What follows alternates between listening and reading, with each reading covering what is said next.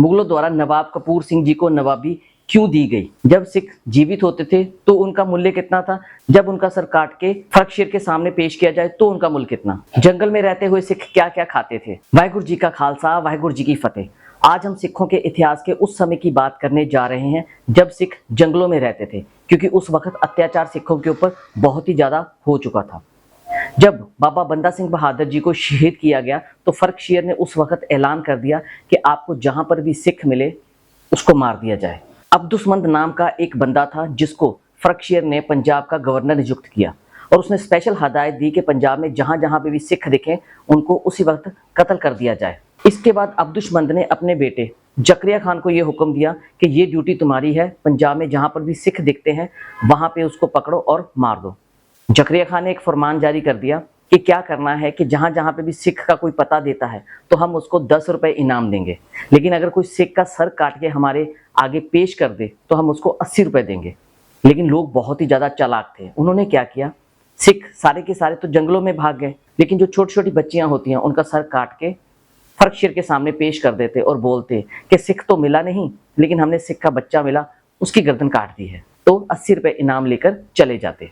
इसी वजह से सिख बहुत ही ज्यादा परेशान थे। तो ज्यादा से ज्यादा सिखों ने क्या किया, जंगल में शरण ले ली, क्योंकि उनको पता था इससे सेफ इलाका हमें कोई भी नहीं मिलेगा।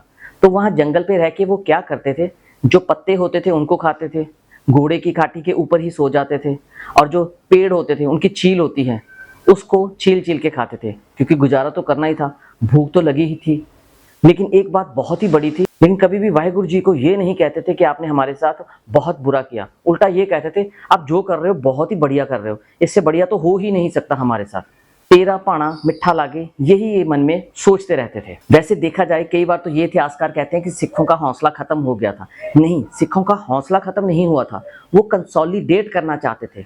इतिहास में यही बताया जाता है कि जब भी राजा किसी दूसरे राजा के ऊपर अटैक करना चाहता है तो पहले वो कंसोलिडेट करता है, इकट्ठा करता है, आर्मी इकट्ठी करता है, उसको सिखलाई देता है, उसके बाद अटैक करता है। ऐसा नहीं कि सीधे जाके अटैक ही कर दे। तो इसीलिए सिखों ने भी कंसोलिडेट करने की कोशिश करी। पर भाई तारा सिंह नाम के एक शख्स थे, वो गए सिखों के पास, उन्होंने बोला कि आप यहाँ पे क्या कर रहे हो? तो सिखों ने बोला कि हम यहाँ पे भी शरण ली हुई है जंगल में, धीरे धीरे हम कंसोलिडेट करेंगे फिर अटैक करेंगे। उन्होंने कहा नहीं नहीं नहीं, इतना टाइम नहीं लगाना, हमने हमारे पास इतना टाइम है ही नहीं, अभी अटैक करेंगे। उन्होंने सब सिखों को समझाया, मोटिवेट किया, सिख रेडी हो गए। उस वक्त के सिख में मोटिवेशन लेवल बहुत ही ज्यादा हो जाता था, आ जाता था, क्योंकि वो बाणी पढ़ते थे। आजकल तो हम छोटी छोटी बात पे घबरा जाते हैं, लेकिन वो नहीं घबराते थे। और आप कभी भी इतिहास उठाकर देख लीजिए, जब भी सिख लड़े हैं मुट्ठी भर में लड़े हैं, बहुत ही कम सिख होते थे, ओपोनेंट बहुत ही ज्यादा होते थे। अगर ज्यादा से ज्यादा अगर आप वीडियो देखना चाहते हैं तो चमकौर साहिब की फाइट जरूर देखना, यूट्यूब पे आपको बड़ी आसानी से मिल जाएगी। तब आप अंदाजा लगा सकते हैं कि सिखों का मोटिवेशन लेवल कहां तक का है। अब भाई तारा सिंह जी के साथ सारे सिख रेडी हो गए कि जैसे आप कहेंगे हम वैसे ही करेंगे। उसी वक्त भाई तारा सिंह जी को एक खबर मिली कि एक सैब राय नाम का अधिकारी है जो मुगल फौज में काम करता है। वो क्या करता है, जो सिख होते हैं उनको परेशान करके उसको बहुत ही मजा आता है और जानबूझ के परेशान करता है। तो भाई तारा सिंह जी कहते ठीक है कोई बात नहीं। उन्होंने क्या किया, सैब राय के तबेले में गए। सैब राय के तबेले में जाके जितने भी उसके घोड़े थे सभी खोल लिए और खोलने के बाद उनको बेच दिया और जितने भी पैसे मिले उससे लंगर लगा दिया। पैसे अपने खीसे में नहीं रखे, लंगर लगा दिया। अब उसके बाद सैब राय बहुत ज्यादा परेशान हो गया, गुस्सा भी बहुत आया कि मेरे साथ इन्होंने ऐसे क्यों किया। करना तो बनता ही था क्योंकि वो जानबूझ के परेशान तो कर ही रहा था। अब सैब राय ने क्या किया, पट्टी का जो फौजदार था जाफर बेग, उसको जाके बोला, फरियाद करी कि मुझे कुछ अपने सिपाही दो, मैं सिखों का सफाया कर दूंगा जो जंगल में छुपे हुए हैं। तो जाफर बेग और क्या चाहता था, उसको पता था सिखों का सफाया हो जाएगा और मुझे पैसे मिलेंगे।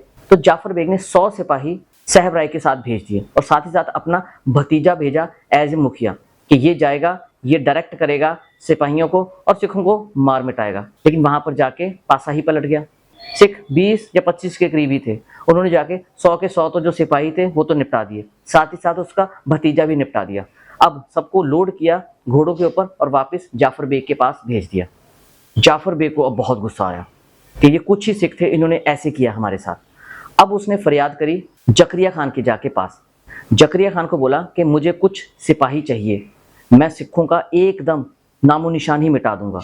तो जकरिया खान ने पूछा कि तुमने पहले क्या किया। उसने बोला मैंने पहले सिर्फ 100 सिपाही भेजे थे जिसकी वजह से हम मात खा गए। मात नहीं खाई, मार खाई उन्होंने। जकरिया खान ने 2200 सवार दिए, 5 हाथी दिए, ऐसे बहुत सा जखीरा जाफर बेग के साथ भेज दिया और मोमन खान एज ए डायरेक्टर भेज दिया, जो डायरेक्ट करेगा, जो लीड करेगा, बताएगा कैसे क्या करना है। मोमन खान भी चोटी का जर्नैल था। उसी वक्त एक सिख सुइया थे जिनका नाम था हजूरा सिंह जी।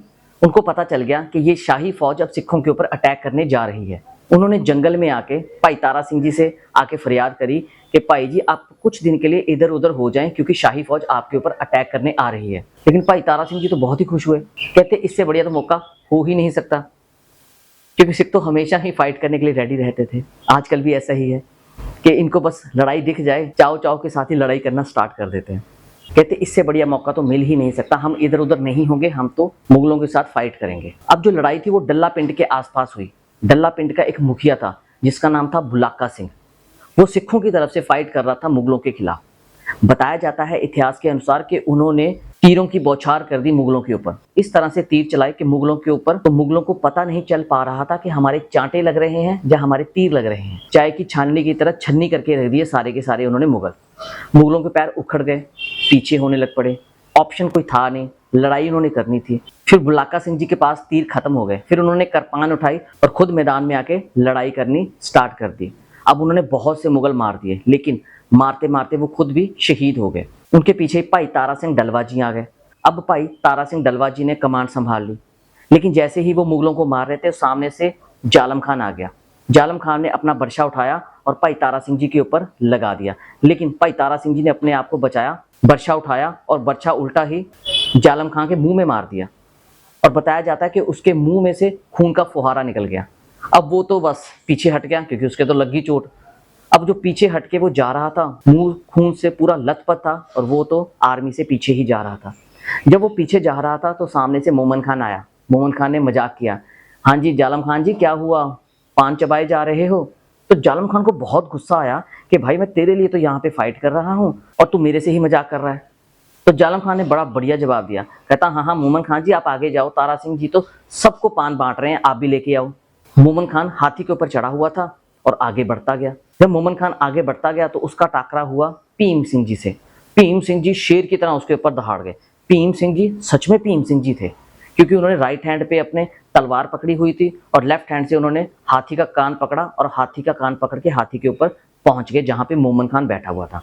पहले तो महावत की गर्दन पे तलवार चलाई, बस अगले पल ही उसकी गर्दन धरती को नमस्कार कर रही थी। मोमन खान डर गया। मोमन खान ने हाथी से छलांग लगाई और बस आर्मी के पीछे आके छुप गया। वो समझ गया था कि ये मुझे छोड़ेंगे नहीं। सिखों ने हाथी को अपने कब्जे में कर लिया। उस रात सिर्फ और सिर्फ 22 सिख बचे हुए थे और 2000 की सेना थी मुगलों की, जिसको उन्होंने रोक के रखा। लेकिन क्या है ना कि जो हमारे देश के लोग थे वही हमारे दुश्मन थे, हमारे वही गद्दार थे। मनसाराम और दयाराम, इनके पास बहुत सी फौज थी। मोमन खान ने इनको हुक्म दिया कि चलो भाई तुम आगे जाओ और सिखों का निपटारा करो, क्योंकि 2000 फौज कुछ भी नहीं कर पा रही।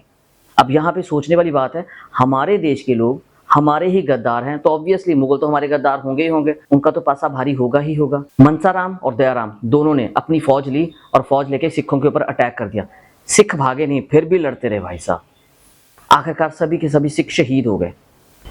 मोमन खान समझ गया था कि सिखों को खत्म करना इतना आसान नहीं है। फिर उन्होंने एक जहाद का झंडा लगाया भीखोवाल में और उस झंडे के नीचे उन्होंने बहुत से मुगल लोगों को इकट्ठा करना स्टार्ट कर दिया कि आप आओ जिहाद के लिए लड़ो और सिखों को खत्म करो। और कुछ सिख जो जंगलों में अभी भी बचे हुए थे बाहर निकल के आए, झंडा भी पड़ा, मोमन खान को भी तोड़ा और वहां से भगा दिया। अब समझ गए मुगल कि सिखों के साथ सीधी फाइट करने में हमें कुछ नहीं मिल सकता, क्योंकि ये तो बहुत ही कम होते हैं और 22 सिख और 2200 के साथ लड़ पड़े, ये तो हमें तोड़ देंगे। फिर उन्होंने सोचा कि हम ऐसे करते हैं, इनको नवाबी दे देते हैं। फिर मुगल आए, मुगलों ने नवाबी दी। ये मैं थोड़ा सा बताना चाहता हूँ कि उस वक्त अंग्रेज भी भारत पे आ रहे थे, तो मुगलों को पता था एक तरफ सिख हैं दूसरी तरफ अंग्रेज हैं, हम किस किस से लड़ाई करते रहे, तो कम से कम हम सिखों से पहले हाथ मिला लें। नवाबी दी उन्होंने। तो नवाबी मिली सरदार नवाब सिंह कपूर जी को। जब सरदार नवाब सिंह कपूर जी को नवाबी देने गए मुगल सेना की तरफ से, उस वक्त पाठ चल रहा था, वो नवाबी लेके आए। तो नवाब कपूर सिंह जी ने वहां से इनकार कर दिया, नहीं नहीं नहीं अबे हमें नवाबी नहीं चाहिए, आप बाहर जोड़े घर में इसको नवाबी को रखो, क्योंकि अभी पाठ चल रहा है श्री गुरु ग्रंथ साहब जी का, हम पाठ संपूर्ण करके ही आपसे बात करेंगे। जब पाठ संपूर्ण हुआ तो नवाबी लेके आए नवाब कपूर सिंह जी को नवाबी देने के लिए सभी सिखों ने बोला, लेकिन नवाब कपूर सिंह जी ने साफ साफ इनकार कर दिया कि मुझे नवाबी नहीं चाहिए, क्योंकि मेरा काम है घोड़े की लिद उठाना, घोड़े की तबेले की सफाई करना। ये नवाबी लेने के बाद तो मेरा काम खराब हो जाएगा, ना ना ना, मैं नवाबी नहीं ले सकता। तो सबने बोला कि आप इसके लायक हो कपूर साहब, आपको ही मिलेगी। अब नवाब कपूर साहब क्या कह रहे हैं, कहते ठीक है नवाबी तो मैं ले लूंगा, लेकिन जो मेरा काम है घोड़े की लिद उठाना, तबेला साफ करना, ये मेरे से छीनना नहीं चाहिए। हाँ, मैं ये काम खत्म करूंगा, उसके बाद जो नवाबी का काम है वो निपटाया करूंगा। तो सभी के सभी मान रहे कि हाँ ठीक है कपूर साहब, जैसे आप कह रहे हैं वैसे ही होगा। अब नवाब कपूर साहब जी ने क्या किया, नवाबी तब ली पहले 5 सिंहों के पैरों को ये टच की जाए, फिर मेरे सर पे लगाई जाए। तो ऐसे थे हमारे सिख। आपको ये वीडियो कैसी लगी, कितने लोग ऑलरेडी इस इतिहास को जानते थे, कमेंट बॉक्स में जरूर बताएं। किस गांव या शहर में बैठकर आप ये वीडियो देख रहे हैं वो भी हमें बताएं। वाहिगुरु जी का खालसा, वाहिगुरु जी की फतेह।